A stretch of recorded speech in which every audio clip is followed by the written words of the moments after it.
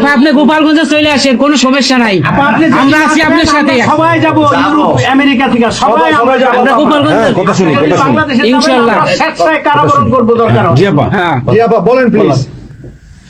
ওই আগুন দিয়ে পোড়ানোর পরে যেটুকু অবশিষ্ট ছিল সেটা লুট করতে গেছিল, ওটা তো চোর, জি বড় চোর, বড় চোর, সুদখোর, সুদখোর। ঠক। জি আপা। আপা আবার বিচার করে আমাদের। আপা আচ্ছা আমি ও বিচার করবে জনতা। ইয়েস ইয়েস জনতা তো করবেই, আমরা নিজেরা করবো আপা, নিজের হাতে করবো। দৃষ্টান্তমূলক ফাঁসি চাই, যেটা জনগণ দেখবে ওই ফাঁসি চাই। যার যার বাড়ি ঘর পড়াইছে করছে, আপা দেশের থেকে সব গরিব মানুষ এখন গ্রামে যাচ্ছে, খাবার পাচ্ছে না, কিচ্ছু পাচ্ছে না, খুব কষ্টে আছে সাধারণ পাবলিক, খুবই খারাপ আপা। সারা বাংলাদেশ, আমরা দোয়া করি আপনি তাড়াতাড়ি আসেন। বৃহত্তর নোয়াখালীর অবস্থা অনেক খারাপ আপা। সারা বাংলাদেশের অবস্থা খারাপ। বানায় রাখছে ওরা আপা, সারা বাংলাদেশটাকে একটা বদ্ধ ভূমি বানায় রাখছে, যেখানে সেখানে হত্যা, মানে এমন কোন লোক নাই যারা এখন শান্তিতে আছে। সবাই একটা কথাই বলে যে আগেই ভালো ছিল, আগে সরকারি ভালো ছিল। আমরা ভুল করেছি আপা, এই কথা সবাই বলে। সবাই অনুতপ্ত আপা। আপনি বলেন জি আপা প্লিজ প্লিজ বলেন আপা প্লিজ। প্রত্যেকটা জায়গায় তো এইভাবে, এবং এখন আবার সে ওই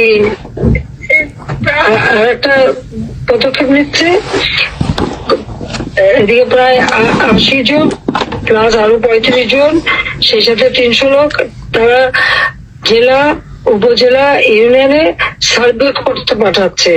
সবাইকে বলে দাও ওই সার্ভে করতে কারা যায়, কাদের নাম লিখছে, Yes, of course, আমরা করবো। Definitely you get it. Yeah. আমরা চাই আপা আপনি সুস্থ থাকেন, আপনি সুস্থ থাকলে বাংলাদেশ সুস্থ থাকবে, বাংলাদেশ ভালো থাকবে। আপনাকে আবার আমরা ফিরিয়ে এনে বাংলাদেশকে আবার এগিয়ে নিয়ে যাওয়ার জয়ের মালা পরাবো আবার। আবার জয় জয় বাংলা, জয় বঙ্গবন্ধু। জি আপা প্লিজ। আমরা তোমাদের যে দেশে আছো সেই দেশে স্যার ডেনমার্ক আমেরিকা সবাই এখানে আছি আপা, ডেনমার্ক আমেরিকা সবাই আছেন। আপা আপনি এখন আমাদের কিছু নির্দেশনা দেন, আমরা প্রবাসী থেকে কি করতে পারি, এবং বাংলাদেশে আমাদের যে ফ্যামিলি আছে, আত্মীয় স্বজন আছে, আমাদের যে বিভিন্ন দলের নেতৃবৃন্দরা আছে, আমরা কিন্তু অর্থনৈতিক থেকে বিভিন্ন ভাবে সহযোগিতা করতেছি, যার যেভাবে পারি আমরা। বাকিটা আপা আপনি নির্দেশনা দেন, আপনার নির্দেশনার মতো আমরা কাজ করব বাংলাদেশে এবং প্রবাসে। তোমাদের যেটা করতে হবে, একটা হচ্ছে তোমরা যে দেশে আছো সেই দেশের আইন কানুন মেনে ওখানকার যারা নির্বাচিত প্রতিনিধি বা সরকার বা যে বিভিন্ন মানবাধিকার সংস্থা, তারপরে 165 জন সাংবাদিকের চাকরি নাই, তাদের অ্যাক্রেডিটেশন কার্ড বাতিল করে দিছে। 106 জন সাংবাদিকের বিরুদ্ধে হত্যা মামলা দিছে, এবং আমাদের কতজনকে গ্রেপ্তার করে জেলে ঢুকাইছে, মানবিক জীবন যাপন করছে। সাংস্কৃতিক কাজ করতে পারে না, ব্যান্ড শোরা ব্যান্ড কোন অনুষ্ঠান করতে পারে না, পাকিস্তান থেকে ব্যান্ড শো এনে করায়, অথচ আমাদের দেশে ব্যান্ড শো যারা তারা এখন কাজ পায় না। এরা আবার এদের সাথেই ছিল, তারাও লাল রং লাগাইছিল, এখন আর তাদের পাত্তা নাই, কাজ পায় না। স্বীকৃতি কর্মকাণ্ড বন্ধ, সমস্ত সামাজিক নিরাপত্তা যত গরিব মানুষ আমরা বয়স্ক ভাতা, বিধবা ভাতা, মুক্তিযোদ্ধা ভাতা যা যা দিয়েছিলাম সেগুলি সব বন্ধ করে দিয়ে সেটা রেখে গেছে। এমনকি মানে সারা দেশটাকে একটা লুটের রাজত্ব, খুনের রাজত্ব সৃষ্টি করছে। এই বিষয়টা যে মানবাধিকার লঙ্ঘন, সাংবাদিকদের উপরে নির্যাতন, সাংবাদিকদের অত্যাচার করা, মহিলা সাংবাদিকদের যেভাবে অপমান করছে, এই বিষয়গুলি জনমত তোমাদের তৈরি করতে হবে আন্তর্জাতিক পর্যায়ে। ইংলিশের যে বিভৎস চেহারাটা, ওইটাই আজকে মানুষের কাছে স্পষ্ট হয়ে গেছে। একটা রাষ্ট্র চালাতে সে টোটালি ব্যর্থ। এই জিনিসগুলি কি আপা? আপা আমি একটা বলি, ইউনূস সাহেব রাখছে 4টা টোকাই রাখছে, সাথে 4টা টোকাই রাখছে। আর আপনি চিন্তা করেন না বাংলাদেশে গৃহযুদ্ধ হবে তখন আপনাকে দেখবে। তোমাদের একটু করতে হবে,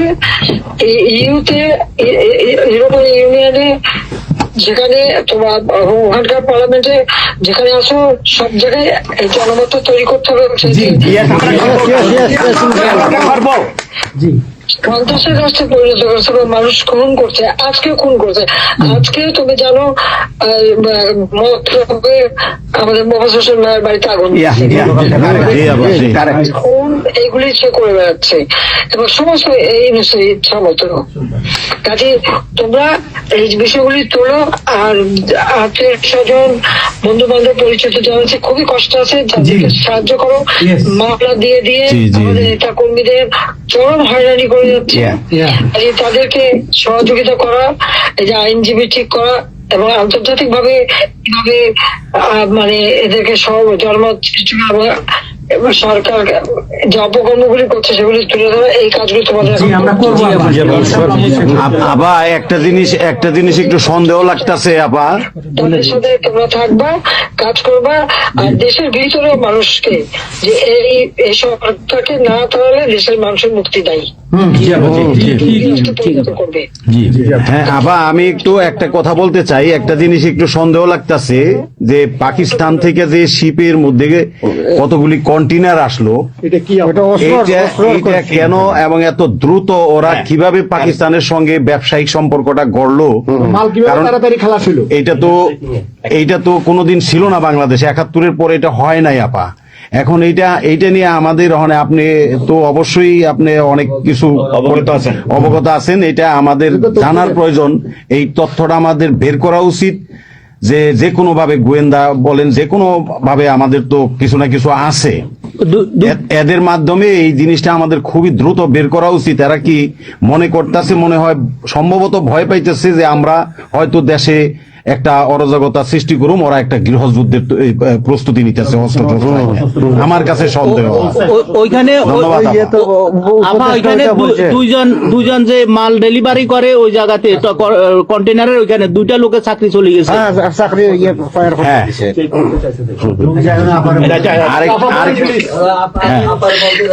দেখতে চাই যে স্ক্যান করতে চেয়েছে, দেয় নাই। সূচনাগামীর সাথে জড়িত।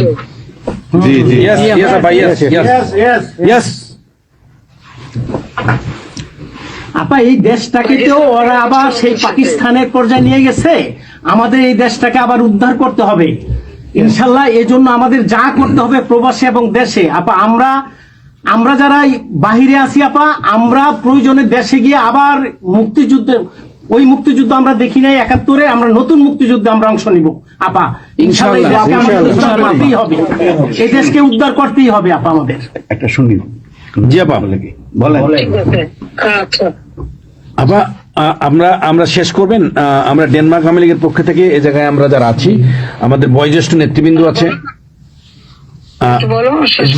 হ্যাঁ, ডেনমার্ক আওয়ামী লীগের বয়োজ্যেষ্ঠ নেতৃবৃন্দ আমরা এখানে উপস্থিত আছি। আমরা আজকে প্রতিবাদ সভা ডেনমার্ক আওয়ামী লীগের এই ইউনূস সরকারের যে এই যে অগণতান্ত্রিক কাজ, এই সন্ত্রাস ইউনূসের যে অগণতান্ত্রিক কাজ, তার বিরুদ্ধে আমরা মাফিয়ার বিরুদ্ধে আজকে প্রতিবাদ সভা হচ্ছে। সেই জায়গাতে আমাদের ডেনমার্ক আওয়ামী লীগের উপস্থিত আছে বাবু সুভাষ ঘোষ, আমাদের আপনি জেনে থাকবেন সবাই নামই, লিঙ্কন ভাই, লিঙ্কন মোল্লা, খোকন মজুমদার, আমাদের নঈম বাবু, আমাদের স্বামী দাস, আমাদের অবশ্যই মোহাম্মদ শহীদ, আমাদের মাহবুর রহমান, এখানে লিমন, তারপরে আমাদের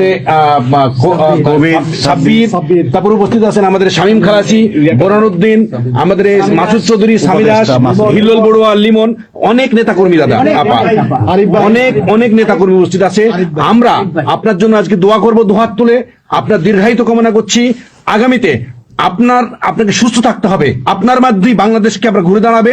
যেমনি ভাবে আমরা 1981 সালে আপনি সেই বাংলাদেশের হাল ধরেছিলেন, বাংলাদেশের মানুষের গণতন্ত্র, বাংলাদেশের মানুষের মুখে হাসি ফুটে নিয়ে আসছিলেন, আপনার মাধ্যমে আমরা ইনশাল্লাহ ওই দিনে আগামীতে ফিরে আনবো।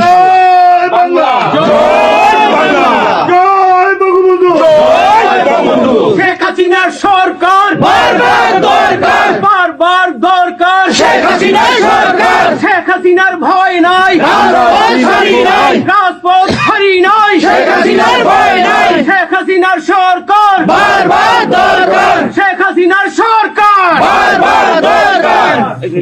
আপা আপনি দেখেন একটা ঠিক করে শুনুন। বলুন প্লিজ বলেন। আপনি তো বিজি এমনিও। জি হ্যাঁ আপা, আরেকটা জিনিস আমি জিজ্ঞেস করি আপনাকে, এত বড় একটা ঘটনা আপা আমাদের উপর ঘটে গেল,